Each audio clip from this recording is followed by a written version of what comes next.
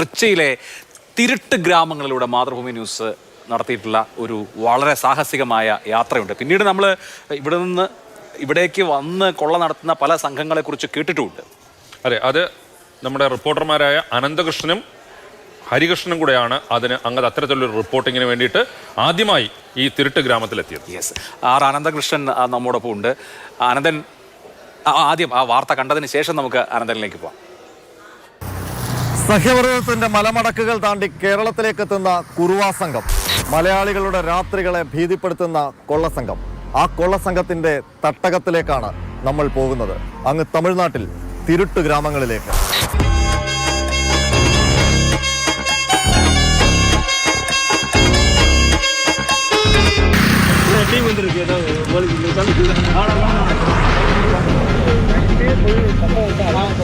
തമിഴ്നാട്ടിലെ ഏറ്റവും വലിയ തിരുട്ട് ഗ്രാമമായ രാംജി നഗറിൻ്റെ സമീപത്താണ് നമ്മൾ നിൽക്കുന്നത്. അപ്പോൾ നമ്മൾ അവിടെ ആ ഗ്രാമത്തിനുള്ളിൽ കയറാനുള്ള ഒരു ശ്രമമാണ് നടത്തുന്നത്. അവിടെ നമ്മളിവിടെ കൊണ്ടുവന്ന ആൾ അവിടുത്തെ ഒരു പ്രധാനപ്പെട്ട ആളുമായിട്ട് സംസാരിച്ചുകൊണ്ടിരിക്കുകയാണ്. അപ്പോൾ അവരുടെ വിശ്വാസം കൂടി ഉണ്ടെങ്കിൽ നമുക്ക് ആ തിരുട്ട് ഗ്രാമത്തിൽ കയറാൻ പറ്റും. ഇപ്പോൾ സാധാരണ കേരള പോലീസൊക്കെ ഇവിടെ വരുന്ന മഫ്റ്റിയിലൊക്കെയാണ്, നമ്മളിപ്പം വരുന്ന പോലെയൊക്കെയാണ് അവർ വരുന്നത്. അതുകൊണ്ടാണ് അവർക്ക് ഇത്ര പേടി. எல்லாமே இப்போ நீங்கள் கார் வந்துருந்துச்சுன்னா 2-3 பேர் வந்துட்டாங்க. போலீஸ் வந்திருக்காங்க, என்ன வந்திருக்காங்க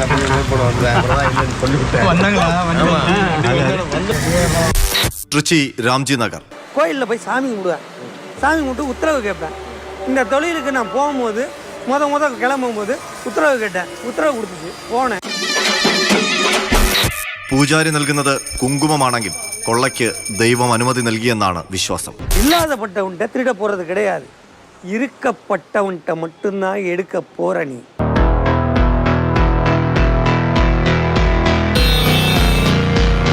അങ്ങനെ ഇന്ത്യ ഒട്ടാകെ പ്രശസ്തി ആർജിച്ച കുപ്രസിദ്ധമായ തിരുട്ടുഗ്രാമം രാംജി നഗറിൽ നിന്ന് മാതൃഭൂമി സംഘം ഇപ്പോൾ യാത്രയാവുകയാണ്.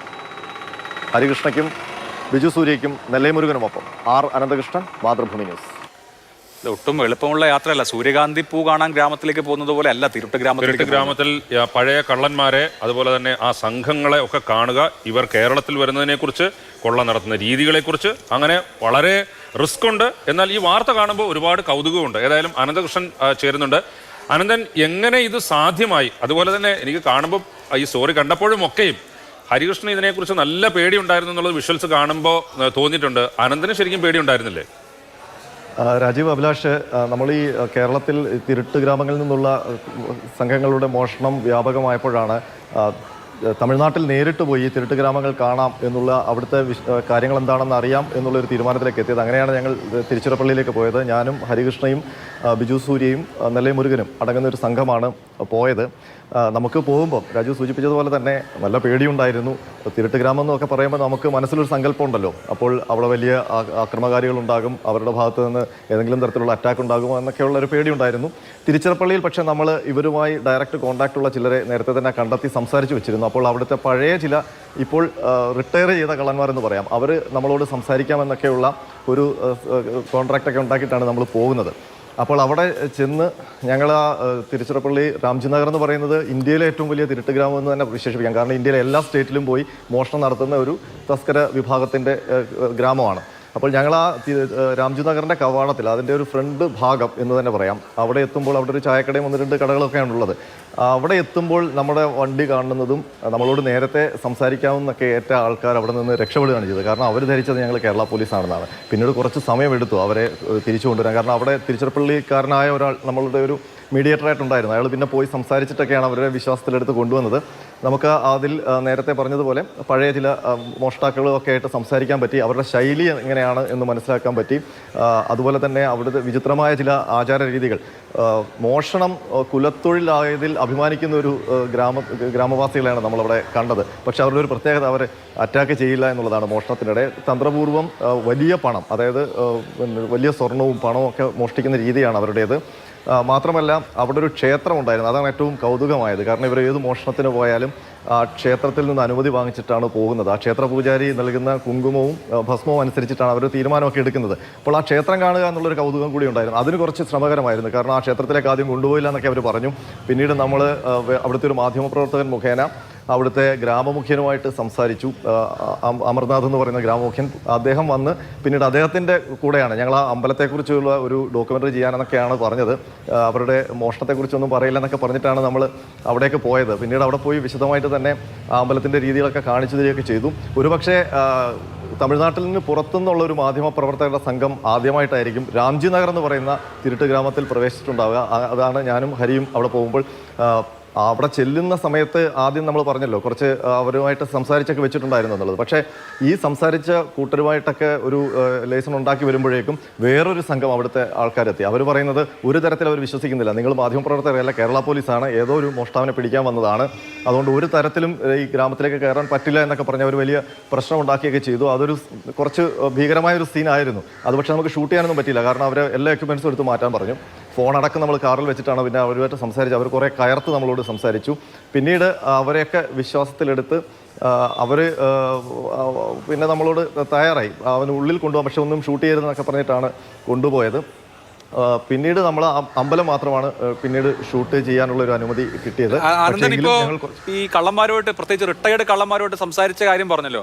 അപ്പോൾ ഇവരെ സംബന്ധിച്ച് ഈ അമ്പലത്തിൽ പോയി അനുമതി വാങ്ങിച്ചിട്ടൊക്കെയാണ് കള്ളത്തരത്തിന് പോകുന്നത്. അപ്പോൾ ഈ റിട്ടയർഡ് കള്ളന്മാരെ സംബന്ധിച്ച് മുൻപ് നടത്തിയിട്ടുള്ള മോഷണങ്ങൾ അവർക്കിപ്പോൾ എന്താ പറയുക, വളരെ അഭിമാനത്തോടുകൂടി ഞങ്ങൾ അന്ന് ഇത് ചെയ്തിട്ട് ഇതിന്റെ എക്സൈറ്റ്മെന്റ് ഒക്കെ വിശദീകരിച്ച് തരാൻ വലിയ താല്പര്യമാണ്. എങ്ങനെയാണ് സാധാരണ ഇപ്പോൾ നമ്മൾ കള്ളത്തരം നടത്തി കഴിഞ്ഞാൽ അത് മൂടി വെക്കുക എന്നുള്ളതാണല്ലോ ഒരു പൊതുരീതി. ഇത് അതിനപ്പുറത്ത് ആഘോഷിക്കുന്നുണ്ടോ അവരുടെ ഈ മോഷണ വിജയങ്ങൾ?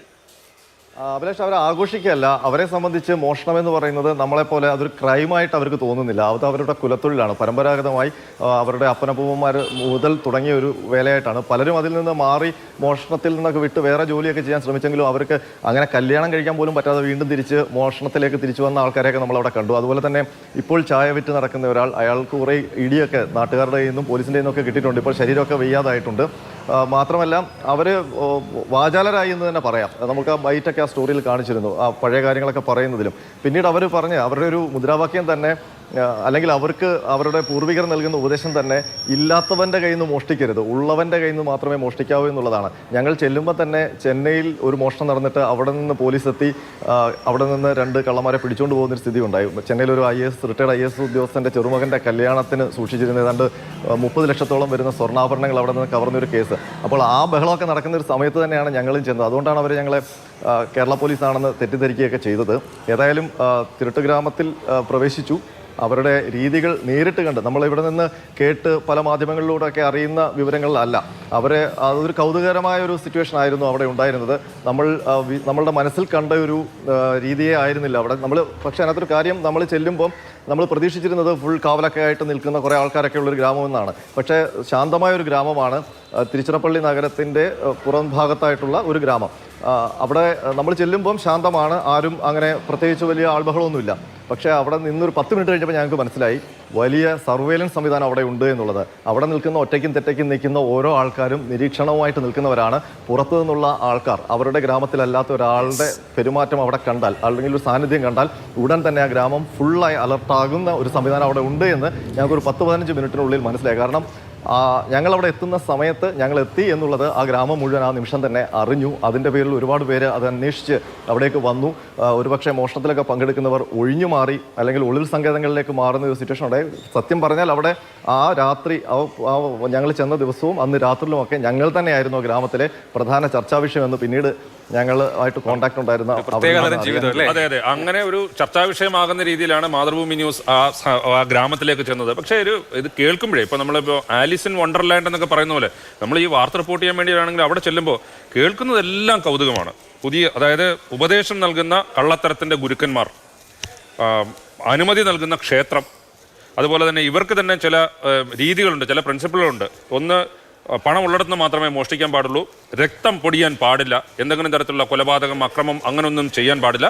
അങ്ങനെ കള്ളത്തരത്തിനും മോഷണത്തിനും ചില രീതികൾ വെച്ച് പുലർത്തുന്ന കുറച്ച് ആൾക്കാരും ഗ്രാമവും എത്തിക്സ് ഉള്ള കള്ളന്മാരാണ്. അതെ അതെ അതെ എന്ന് വേണം പറയാം. പക്ഷേ ഇപ്പോൾ അവരിവിടെ വന്ന് പണവും ഒക്കെ മോഷ്ടിച്ചു പോകുന്നു. ഇപ്പോൾ നേരത്തെ അനന്തൻ പറഞ്ഞില്ലേ, ഇവരവിടെ ചെന്ന് കള്ളത്തരം പറഞ്ഞിട്ടാണ് ക്ഷേത്രം ഷൂട്ട് ചെയ്തതും ഇവരെ ഡോക്യുമെൻ്ററി ചെയ്യാനാണെന്ന് പറഞ്ഞതും ഒക്കെ. അത് ഈ വാർത്ത നമ്മൾ പുറത്തറിയിക്കാൻ വേണ്ടിയിട്ട് ഒരു തരത്തിലുള്ള ഒരു ആ ഗ്രാമത്തിൽ നിന്നുള്ള വിവരങ്ങൾ ഒരു തരത്തിലുള്ള കള്ളത്തരം നമ്മൾ നടത്തിയെന്ന് പറയാം. അത് നമ്മുടെ മാധ്യമ പ്രവർത്തനത്തിന്റെ ഭാഗമാണ്. ഏതായാലും ഇത്തരത്തിൽ കൗതുകകരമായ ഒരു ഗ്രാമത്തെക്കുറിച്ചുള്ള വിവരങ്ങളാണ് അനന്തനും അതുപോലെ തന്നെ ഹരിയും മാതൃഭൂമി ന്യൂസിലൂടെ പ്രേക്ഷകരെ അറിയിച്ചത്.